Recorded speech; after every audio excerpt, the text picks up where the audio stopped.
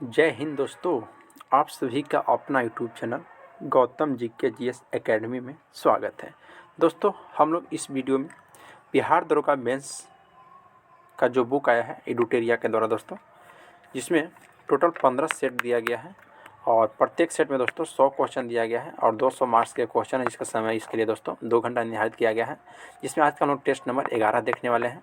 और आप लोग को वीडियो अच्छा लगेगा दोस्तों तो लाइक जरूर कीजिएगा, और हमारे यूट्यूब चैनल पर पहली बार आए हैं तो चैनल को सब्सक्राइब करना ना भूलें।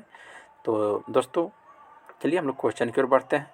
आज का हम लोग टेस्ट नंबर 11 देख रहे हैं। इससे पहले का आप टेस्ट नहीं देखे हैं तो हमारे यूट्यूब चैनल पर प्लेलिस्ट बनाकर डाल दिया गया है, वहाँ से आप लोग जरूर देखिए। तो चलिए दोस्तों, बिना देर के हुए हम लोग क्वेश्चन की ओर बढ़ते हैं। क्वेश्चन देखने से पहले आप लोग को बता दूं, इसका फुल डिस्कशन के साथ आपका पीडीएफ चाहिए तो हमारे डिस्क्रिप्शन में टेलीग्राम का लिंक दिया गया है, उस लिंक के माध्यम से ज्वाइन हो जाइए और वहाँ पर इसका फुल डिस्कशन के साथ पीडीएफ प्रोवाइड करा दिया गया है। देखिए, आज का क्वेश्चन नंबर पहला बोलता है सेट नंबर 11 की कि प्रति व्यक्ति आय की गणना कैसे की जाती है। तो प्रति व्यक्ति आय की गणना दोस्तों राष्ट्रीय आय बट्टा कुल जनसंख्या के द्वारा ऑप्शन नंबर डी इसका राइट हो जाएगा। नेक्स्ट है, निम्न में से कौन सी एक भारतीय रिजर्व बैंक का कार्य नहीं है। तो भारतीय रिजर्व बैंक का कार्य कौन सा नहीं है दोस्तों, तो साख सृजन याद रखिएगा, यह भारतीय रिजर्व बैंक का कार्य नहीं है। चलिए नेक्स्ट क्वेश्चन पाते हैं। क्वेश्चन नंबर देखिए 3 बोलता है कि कृषि एवं ग्रामीण विकास कार्यक्रम की सभी प्रकार की साख आवश्यकताओं को पूर्ति करने वाला एकमात्र संस्था है। तो एकमात्र कौन सी संस्था है दोस्तों, तो वह नाबार्ड है, याद रखिए ऑप्शन नंबर बी हो जाएगा दोस्तों, नाबार्ड। चलिए नेक्स्ट पाते हैं। कोई अर्थव्यवस्था टेक ऑफ अवस्था में होती है जब, तो वह जब दोस्तों याद रखिएगा स्थैतिक विकास प्रारंभ होता है तब, ऑप्शन नंबर डी इसका राइट हो जाएगा। चलिए नेक्स्ट क्वेश्चन पाते हैं। क्वेश्चन नंबर देखिए 5। क्वेश्चन में दोस्तों 5 बोलता है कि निम्नलिखित घटनाओं पर ध्यान दें तथा इन्हें कालानुक्रम में व्यवस्थित करें। तो 5 का आपका राइट आंसर हो जाएगा दोस्तों ऑप्शन नंबर बी 3, 2, 1। देखिए दोस्तों, हरित क्रांति का प्रारंभ फर्स्ट नंबर पर हो जाएगा, बैंकों का राष्ट्रीयकरण 2 नंबर पर हो जाएगा, और दोस्तों 20 सूत्री कार्यक्रम आपका 3 नंबर पर हो जाएगा। चलिए नेक्स्ट क्वेश्चन पर बढ़ते हैं। क्वेश्चन नंबर देखिए 6 बोलता है कि किसी क्षेत्र के सभी जीव तथा वातावरण के अजैव कारक संयुक्त रूप से बनता है। तो यह दोस्तों परितंत्र, ऑप्शन नंबर सी इसका राइट हो जाएगा दोस्तों, परितंत्र। नेक्स्ट है, पश्चिमी घाट स्थित सबसे ऊंचा पर्वत है। तो पश्चिमी घाट स्थित सबसे ऊंचा पर्वत कौन सा है दोस्तों, तो अनाईमुड़ी है, ऑप्शन नंबर डी इसका राइट हो जाएगा, अनाईमुड़ी। दोस्तों यहाँ बोल रहा है पश्चिमी घाट में स्थित सबसे ऊंचा पर्वत, तो अनाईमुड़ी नहीं हो जाएगा दोस्तों, इसका ये आपका दक्षिण भारत की हो गया। तो पश्चिम भारत की सबसे ऊंची चोटी हो जाएगा दोस्तों कलसूबाई, और सेकंड स्थान पर दोस्तों महाबलेश्वर होता है। तो ऑप्शन नंबर 7 का ये हो जाएगा। चलिए नेक्स्ट क्वेश्चन पाते हैं। क्वेश्चन नंबर दोस्तों 8। देखिए क्वेश्चन नंबर 8 बोलता है कि भारत का कौन सा पड़ोसी देश किशनगंगा बांध परियोजना पर आपत्ति करता है। तो कौन सा है दोस्तों किशनगंज बांध परियोजना पर आपत्ति करता है। तो 8 का आपका बिल्कुल राइट हो जाएगा दोस्तों पाकिस्तान, बिल्कुल राइट हो जाएगा ऑप्शन नंबर सी। चलिए नेक्स्ट आते हैं। क्वेश्चन नंबर 9 बोलता है राष्ट्रीय पर्यावरण अभियांत्रिकी अनुसंधान संस्थान नीरी कहाँ अवस्थित है। तो याद रखिएगा दोस्तों, ये आपका नागपुर में अवस्थित है, ऑप्शन नंबर 20 का राइट हो जाएगा। नेक्स्ट है, भारतीय वन स्थिति रिपोर्ट 2021 के अनुसार बिहार में वृक्षारोपण कुल भौगोलिक क्षेत्रफल का कितना प्रतिशत है। तो दोस्तों कुल भौगोलिक क्षेत्र का 2.48% है, याद रखिएगा। नेक्स्ट क्वेश्चन पाते हैं, बॉक्साइट का सर्वाधिक संचित भंडार किस देश में है। तो बॉक्साइट का सर्वाधिक संचित भंडार दोस्तों गिनी में है, याद रखिएगा, कहाँ में, तो गिनी में। नेक्स्ट है, कैलिफोर्निया की जलधारा किस प्रकार की समुद्री जलधारा है। तो कैलिफोर्निया की जो जलधारा है दोस्तों याद रखिएगा एक ठंडी जलधारा है, ऑप्शन नंबर 20 का राइट हो जाएगा। नेक्स्ट क्वेश्चन पाते हैं। क्वेश्चन नंबर देखिए दोस्तों 13 बोलता है कि क्षोभ मंडल की मोटाई विषुवत रेखीय क्षेत्र के ऊपर अधिक होती है क्योंकि। तो क्योंकि दोस्तों याद रखिएगा वह यहाँ पृथ्वी के गुरुत्वाकर्षण बल का प्रभाव कम होता है और विषुवत रेखा पर पृथ्वी की घूर्णन गति अधिक होती है, इसलिए दोस्तों तो ऑप्शन नंबर डी इसका राइट हो जाएगा, ए और बी दोनों। चलिए नेक्स्ट क्वेश्चन पाते हैं। क्वेश्चन नंबर देखिए दोस्तों 14, कृष्णा नदी पर स्थित श्रीशैलम बांध किस राज्य में है। तो श्रीशैलम बांध दोस्तों कृष्णा नदी पर है, यह आंध्र प्रदेश में है, याद रखिएगा, ऑप्शन नंबर डी इसका राइट हो जाएगा। चलिए नेक्स्ट क्वेश्चन पाते हैं। क्वेश्चन नंबर 15, बिहार में स्थित शिवालिक श्रेणी का निर्माण किस काल में हुआ था। तो बिहार में स्थित शिवालिक श्रेणी का निर्माण दोस्तों आपसे पूछेगा, तो याद रखिएगा पिल अष्टोसीन काल में, पिल अष्टोसीन काल में, ऑप्शन नंबर ए इसका राइट हो जाएगा। नेक्स्ट है, निम्नलिखित में से किस राज्य के कुल सिंचित क्षेत्र का अधिकतम प्रतिशत तालाबों द्वारा सिंचित होता है। तो 16 का आपका राइट आंसर है दोस्तों, ऑप्शन नंबर डी तमिलनाडु, याद रखिएगा। नेक्स्ट पे आते हैं। बोलता है दोस्तों सूची 1 को सूची 2 के साथ सुमेलित करने के लिए। तो देखिए राष्ट्रीय आय अनुसंधान केंद्र दोस्तों कहाँ में है, तो जोरहट में हो जाएगा। फिर है दोस्तों राष्ट्रीय कॉफ़ी अनुसंधान केंद्र दोस्तों, तो ये आपका हो जाएगा चिंकन मंगूर में हो जाएगा। फिर दोस्तों राष्ट्रीय रबर अनुसंधान, तो आपका कोटायम में हो जाएगा। फिर है दोस्तों आपको राष्ट्रीय रेशम अनुसंधान, तो यह आपको मैसूर में हो जाएगा। तो देखिए दोस्तों आपका हो जाएगा 3, 1, 2, 4, जो कि आपको ऑप्शन नंबर डी में दिया गया दोस्तों। तो इसका राइट आंसर हो जाएगा ऑप्शन नंबर डी। चलिए नेक्स्ट क्वेश्चन पाते हैं। क्वेश्चन नंबर देखिए 18 बोलता है कि निम्न में से प्रवाल द्वारा निर्मित स्थल है। तो प्रवाल द्वारा दोस्तों निर्मित स्थल कौन सा है, देखिए इनमें से सभी ऑप्शन नंबर डी हो जाएगा। लक्षद्वीप समूह भी है, दक्षिण फ्लोरिडा तट भी है और फिजी एटाल भी है, याद रखिएगा। नेक्स्ट क्वेश्चन पाते हैं। क्वेश्चन नंबर 19 कहता है कि किसके कार्यकाल में अंग्रेजों को भारतीय शिक्षा के माध्यम में रूप में स्वीकृत किया गया था। याद रखिएगा दोस्तों लॉर्ड विलियम बेंटिक के कार्यकाल में भारतीय शिक्षा के माध्यम में दोस्तों अंग्रेजी को स्वीकृत किया गया था, याद रखिएगा। नेक्स्ट क्वेश्चन पाते हैं। क्वेश्चन नंबर 20 बोलता है भारत के निम्नलिखित क्षेत्र में कौन सा कपास का अधिकतम मात्रा में उत्पादन करता है। तो कपास का अधिकतम मात्रा में दोस्तों उत्तर पश्चिमी और पश्चिमी भारत उत्पादन करता है, याद रखिएगा। एशिया का दूसरा सबसे बड़ा स्थल रुद्ध देश कौन सा है, दूसरा पूछा है दोस्तों। तो आपका right answer option number B Mongolia. Asia का दूसरा सबसे बड़ा स्थल रुद्ध देश दोस्तों मंगोलिया है, याद रखिएगा। नेक्स्ट क्वेश्चन पाते हैं। क्वेश्चन नंबर 22 गन्ने के उचित एवं लाभकारी मूल्य की गणना निम्न में से कौन अनुमोदित करता है। तो याद रखिएगा दोस्तों आर्थिक मामलों की मंत्रिमंडलीय समिति करती है, ऑप्शन नंबर ए इसका राइट हो जाएगा। नेक्स्ट है राष्ट्रमंडल यानी कि दोस्तों कॉमनवेल्थ की स्थापना कब हुई थी। तो कॉमनवेल्थ की स्थापना दोस्तों कब हुई थी, तो 1926 ईस्वी में, ऑप्शन नंबर सी इसका राइट हो जाएगा। नेक्स्ट क्वेश्चन पाते हैं। क्वेश्चन नंबर देखिए 24 बोलता है दोस्तों कि सूची 1 को सूची 2 के साथ सुमेलित कीजिए। देखिए IMF दोस्तों, तो IMF के मुख्यालय आपसे पूछेगा तो वाशिंगटन DC हो जाएगा दोस्तों। विश्व बैंक और IMF के मुख्यालय यही होता है वाशिंगटन DC, याद रखिएगा। फिर है दोस्तों WTO, तो WTO के मुख्यालय दोस्तों जेनेवा में है, याद रखिएगा। कहाँ में दोस्तों, तो जेनेवा में। नेक्स्ट है दोस्तों ADB, तो ADB का मुख्यालय दोस्तों फिलीपींस होता है और सार्क का मुख्यालय आपका काठमांडू हो जाएगा, याद रखिएगा। तो इसका राइट आंसर होगा दोस्तों 2, 1,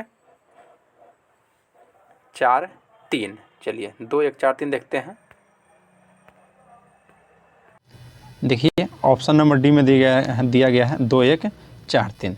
चलिए नेक्स्ट क्वेश्चन पर बढ़ते हैं। क्वेश्चन नंबर दोस्तों 25 बोलता है कि एम्नेस्टी इंटरनेशनल एक संगठन से जुड़ा हुआ है। तो एम्नेस्टी इंटरनेशनल दोस्तों एक संगठन से जुड़ा हुआ है मानव अधिकार के संरक्षण से, याद रखिएगा। नेक्स्ट क्वेश्चन पाते हैं। क्वेश्चन नंबर 26 बोलता है कि निम्न में से कौन सा रेडियोधर्मी समस्थानिक है जिसका उपयोग रक्त कैंसर को नियंत्रित करने के लिए किया जाता है। तो रक्त कैंसर के लिए दोस्तों याद रखिएगा किसका उपयोग किया जाता है, तो ऑप्शन नंबर दोस्तों इसका हो जाएगा। देखिए फास्फोरस को भी किया जाता है और कोबाल्ट 60 को भी किया जाता है, तो ऑप्शन नंबर डी, ए और बी दोनों। चलिए नेक्स्ट क्वेश्चन पाते हैं। क्वेश्चन नंबर देखिए 27 बोलता है कि निम्नलिखित में से कौन एक नाइट्रोजन उर्वरक नहीं है। देखिए दोस्तों जो सुपर फास्फेट ऑफ लाइम या नाइट्रोजन उर्वरक नहीं है। नेक्स्ट है निम्नलिखित में से कौन सा अर्धचालक नहीं है। तो देखिए दोस्तों जो क्वार्टर्ज है यह अर्धचालक नहीं है, याद रखिएगा। 28 का option number C. Next question पाते हैं। क्वेश्चन नंबर 29 बोलता है कि अपवर्तन के बाद भी प्रकाश का निम्न में से कौन सा गुण अपरिवर्तित रहता है। तो देखिए दोस्तों जो प्रकाश की आवृत्ति है इसके अपवर्तन के बाद भी दोस्तों इसका प्रकाश का गुण अपरिवर्तित रहता है, याद रखिएगा। किसी शुष्क सेल में विद्युत का उत्पादन, तो किसी शुष्क सेल में विद्युत का उत्पादन दोस्तों रासायनिक ऊर्जा से होता है, याद रखिएगा। चलिए नेक्स्ट क्वेश्चन पाते हैं। क्वेश्चन नंबर 31 ध्यान दीजिए। क्वेश्चन नंबर 31 कहता है कि प्रकाश के विक्षेपण की परिघटना में लघुत्तम तरंगदैर्घ्य प्रकाश तरंग, तो लघुत्तम तरंगदैर्घ्य प्रकाश तरंग दोस्तों मंदित हो जाती है और सर्वाधिक अपरिवर्तित होती है, याद रखिएगा। नेक्स्ट पे आते हैं। क्वेश्चन नंबर 32 कहता है कि किसी द्रव के वाष्पन की दर किस पर निर्भर होती है। तो किसी द्रव का दोस्तों वाष्पन दर का दोस्तों उसके द्रव्यमान पर निर्भर करती है, याद रखिएगा। नेक्स्ट क्वेश्चन पाते हैं। क्वेश्चन नंबर 33 बोलता है कि समतल दर्पण द्वारा बनने वाला प्रतिबिंब आभासी होता है दोस्तों, याद रखिएगा। समतल दर्पण द्वारा वाला बनने वाला प्रतिबिंब आभासी होता है। नेक्स्ट क्वेश्चन पाते हैं। क्वेश्चन नंबर 34 क्वेश्चन बोल रहा है कि किलोवाट घंटा मात्रक है। तो यह दोस्तों विद्युत ऊर्जा का है, किलोवाट घंटा मात्रक, याद रखिएगा। कॉपर सल्फेट का जलीय घोल अम्लीय होता है क्योंकि इसका लवण दोस्तों जल अपघटन होता है, याद रखिएगा। इसका लवण कैसा होता है, तो जल अपघटन। नेक्स्ट पे आते हैं। क्वेश्चन नंबर 36 बोलता है कि निम्नलिखित में से कौन सा एक परमाण्विक है। तो परमाणु कौन सा है दोस्तों, तो 36 का ऑप्शन नंबर डी हो जाएगा हीलियम, याद रखिएगा। नेक्स्ट है न्यूट्रॉन का द्रव्यमान कितना होता है, तो न्यूट्रॉन का द्रव्यमान दोस्तों 1.675 गुने 10⁻⁻24 ग्राम होता है, याद रखिएगा। नेक्स्ट बात है ल्यूकेमिया एक प्रकार का कैंसर है जिसमें किसकी असाधारण बढ़ोतरी है, तो आपका दोस्तों 38 का राइट आंसर हो जाएगा ऑप्शन नंबर डी, श्वेत रक्त कोशिकाओं की संख्या में दोस्तों, याद रखिएगा। नेक्स्ट क्वेश्चन पाते हैं मार्सिलिया, फर्न और हॉर्स्टल निम्नलिखित में से किस पादप समूह का उदाहरण है, तो देखिए दोस्तों यह आपका ट्रेडोफाइटा का उदाहरण है, ऑप्शन नंबर ए इसका राइट हो जाएगा। नेक्स्ट क्वेश्चन पाते हैं क्वेश्चन नंबर 40, निम्नलिखित में से कौन सा पादपों का मुख्य अवशेषण अंग है, तो पादपों का मुख्य अवशेषण अंग दोस्तों केवल जड़ है, याद रखिएगा, केवल जड़। नेक्स्ट पाते हैं निम्नलिखित में से कौन सा संयोजी ऊतक नहीं है, देखिए दोस्तों संयोजी ऊतक इसमें त्वचा नहीं हो जाएगा, बाकी दोस्तों रक्त भी है, हड्डी भी है और उपास्थि भी है, याद रखिएगा। देखिए दोस्तों क्वेश्चन नंबर 42 कहता है कि निम्नलिखित में से किस कोशिका अंग से लाइसोसोम बनता है, तो यह दोस्तों गोल्जी काज से लाइसोसोम का निर्माण होता है, याद रखिएगा। नेक्स्ट है मनुष्य की अस्थायी दांत सेट कैनाइन यानी कि रदनक की कुल संख्या कितनी होती है, यानी कि रदनक की यानी कि दोस्तों कैनाइन की कुल संख्या पूछी है, तो आपका राइट आंसर होगा 43 का दोस्तों ऑप्शन नंबर ए 4 होती है, याद रखिएगा, ऑप्शन नंबर ए इसका बिल्कुल राइट है। चलिए नेक्स्ट क्वेश्चन पाते हैं क्वेश्चन नंबर देखिए दोस्तों 44 क्वेश्चन कहता है कि कौन सा हार्मोन, ध्यान रखिएगा, कौन सा हार्मोन लॉरो और उरो के नाम से जाना जाता है, तो कौन सा हार्मोन है दोस्तों लॉरो और उरो से, यानी कि दोस्तों 44 का ऑप्शन नंबर बी जो दिया गया है एड्रेनालिन, बिल्कुल सही है दोस्तों, एड्रीनेलिन, इसको दोस्तों लॉरो और उरो हार्मोन के नाम से जाना जाता है। नेक्स्ट क्वेश्चन पाते हैं निम्नलिखित में से किस विटामिन को एर्गो कैल्सीफेरॉल कहते हैं, तो एर्गो कैल्सीफेरॉल दोस्तों किसे कहते हैं, तो याद रखिएगा विटामिन D2 को, ऑप्शन नंबर ए इसका राइट हो जाएगा। नेक्स्ट क्वेश्चन पाते हैं क्वेश्चन नंबर दोस्तों 46, बोलता है कि छत्रपति शिवाजी का अष्टप्रधान 8 लोगों को परिषद में अमात्य की क्या भूमिका है, तो याद रखिएगा दोस्तों राजस्व मंत्री की अमात्य की क्या भूमिका थी, तो राजस्व मंत्री थे। नेक्स्ट क्वेश्चन पाते हैं क्वेश्चन नंबर 47 बोलता है कि भारतीय राष्ट्रीय कांग्रेस की स्थापना सत्र की अध्यक्षता में हुई थी, तो राष्ट्रीय कांग्रेस की स्थापना कब हुई थी दोस्तों, तो 1885 ईस्वी में हुई थी, और किसने किया था, तो A.O. ह्यूम, 47 का ऑप्शन नंबर सी बिल्कुल राइट हो। अच्छा सत्र की अध्यक्षता किसने किया था, तो सर्वप्रथम बेमेश चंद्र बनर्जी, और 1885 में स्थापना इसको किसने किया था, तो A.O. ह्यूम, याद रखिएगा। नेक्स्ट है मैडम कामा ने 1907 में प्रथम तिरंगा ध्वज कहाँ फहराया था, तो प्रथम तिरंगा ध्वज दोस्तों मैडम ये याद रखिएगा लंदन स्टुटगार्ट में फहराया था दोस्तों, ऑप्शन नंबर डी इसका राइट हो जाएगा। 1907 में सर्वप्रथम तिरंगा किसने फहराया था, तो मैडम भिखाजी कामा। चलिए नेक्स्ट क्वेश्चन पे आते हैं क्वेश्चन नंबर 49 बोलता है कि निम्नलिखित में से कौन सा विद्रोह सबसे पहले हुआ है, तो कौन सा विद्रोह सबसे पहले हुआ है दोस्तों, तो बंगाल का सिपाही विद्रोह, याद रखिएगा यह जो कि सबसे पहले हुआ है। नेक्स्ट है 1857 की क्रांति विकास का सही कालानुक्रम कौन सा है, तो देखिए दोस्तों जो ऑप्शन नंबर सी दिया गया है दिल्ली, लखनऊ, कानपुर, इलाहाबाद, ये दोस्तों बिल्कुल सही क्रम है, याद रखिएगा। चलिए नेक्स्ट बात है महात्मा गांधी ने भारतीय राष्ट्रीय कांग्रेस को निम्नलिखित सत्र में से अध्यक्षता की थी, तो देखिए दोस्तों जो 1924 में बेलगांव की अध्यक्षता किए थे, यह बेलगांव कहाँ है दोस्तों, तो कर्नाटक में है, याद रखिएगा बेलगांव कहाँ में, तो यह कर्नाटक में है, और 1925 की अध्यक्षता दोस्तों सरोजिनी नायडू के द्वारा किया गया था, याद रखिएगा। चलिए नेक्स्ट पाते हैं देखिए क्वेश्चन नंबर 52 कहता है, ध्यान दीजिएगा कि विजयनगर साम्राज्य के विरुद्ध तालीकोटा के युद्ध में बहमनियों के संघ से कौन सम्मिलित नहीं था, तो दोस्तों याद रखिएगा बरार जो था यह सम्मिलित नहीं था। और तालीकोटा के युद्ध कब हुआ था दोस्तों, अभी हम लोग हाल ही तुरंत देखें, इससे पहले देखे हैं, तो दोस्तों आप लोग उसको कॉमेंट में बताइए कि तालीकोटा का युद्ध कब हुआ था। चलिए नेक्स्ट पाते हैं ब्रह्म समाज की स्थापना ब्रह्म समाज का सिद्धांत पर आधारित है। देखिए दोस्तों ब्रह्म समाज बोल रहा है कि किस सिद्धांत पर आधारित है, तो ब्रह्म समाज दोस्तों मूर्ति पूजा सिद्धांत पर आधारित है, याद रखिएगा, ऑप्शन नंबर सी हो जाएगा। नेक्स्ट पर आते हैं लॉर्ड डलहौजी का विलय नीति का प्रथम शिकार निम्न में से कौन सा हुआ था, तो दोस्तों सतारा हुआ था, याद रखिएगा, लॉर्ड डलहौजी का विलय नीति का प्रथम शिकार सतारा हुआ था। नेक्स्ट क्वेश्चन पाते हैं अशोक के स्तंभ लेख बिहार के किस जिले से प्राप्त हुई थी, तो अशोक का दोस्तों स्तंभ लेख दोस्तों याद रखिएगा बिहार के किस जिले से, तो दोस्तों बिहार के चंपारण जिले से प्रारंभ हुई थी, ऑप्शन नंबर सी इसका राइट हो जाएगा। नेक्स्ट है इटली की यात्री निकोलो डी कांटी ने किसके शासनकाल में विजयनगर साम्राज्य की यात्रा की थी, तो याद रखिएगा दोस्तों यह देवराय प्रथम के शासनकाल में निकोलो डी कांटी यह इटली के रहने वाला निवासी था दोस्तों, और यह विजयनगर साम्राज्य की यात्रा किया था देवराय प्रथम के शासनकाल में, याद रखिएगा। नेक्स्ट क्वेश्चन पाते हैं क्वेश्चन नंबर 57 निम्नलिखित साहित्य गीतों में उनको लेखकों को सही मिलान कीजिए। तो देखिए दोस्तों, जो आदि पुराण के लेखक थे जिनसेन थे, जो कि बिल्कुल सही है। कृत्य कल्पत्रु के लेखक दोस्तों लक्ष्मीधर भट्ट थे, ये भी सही है। पृथ्वी रासो को दोस्तों चंद्रवई है। और नौषधि चरित के दोस्तों श्रीहर्ष हैं। तो ऑप्शन नंबर डी इसका बिल्कुल राइट हो जाएगा, 1, 2, 3, 4 जो कि दोस्तों राइट है। चलिए नेक्स्ट क्वेश्चन पर आते हैं। क्वेश्चन नंबर दोस्तों 58, किस युग में मनुष्य ने अस्थायी जीवन जीना प्रारंभ किया था?